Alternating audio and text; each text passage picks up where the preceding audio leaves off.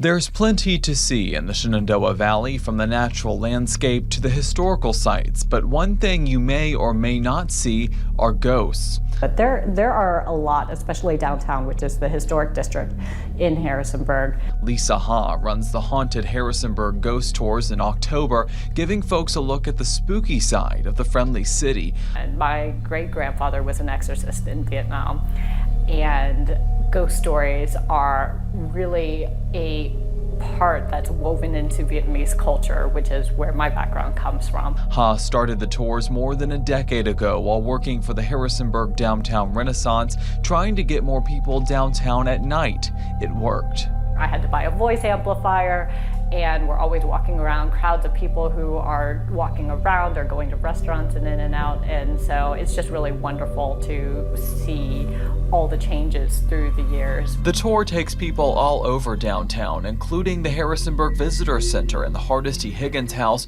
partially named after the city's first mayor, Isaac Hardesty. The ghost of Isaac Hardesty is said to haunt the Hardesty Higgins house, and Ha tells me that one of her old co-workers actually saw his ghost in this corner in the upstairs part of the building. When I worked in the building, sometimes I would be the last one out of the building, and you would make sure that all the doors were locked, and then you would leave.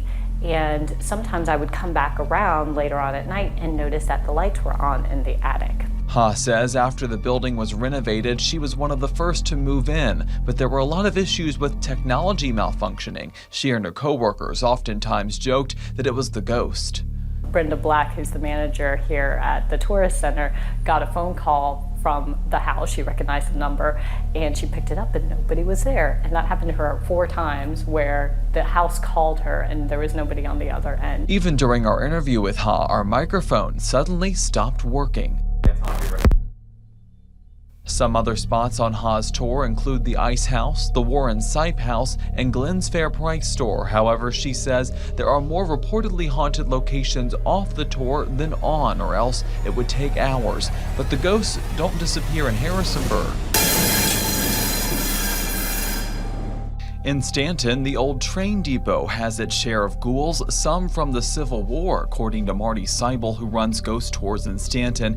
He says one ghostly interaction involved him recording a training session with a tour guide. I noticed while I was listening to the recording of her telling the story that there was a whisper on the recording, as if somebody was just a few feet away from me. Seibel is also a member of Black Raven Paranormal, a paranormal investigative group in the Queen City, with the potentially haunted clock tower and the DeJarnette Sanatorium, which is now abandoned. There were a lot of sterilizations, some 4s that were performed at Western State Asylum.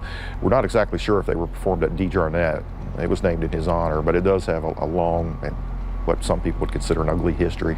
But whether you believe in ghosts or not doesn't really matter, because the stories themselves will still haunt you. Reporting in Harrisonburg, I'm Avery Powell, WHSV.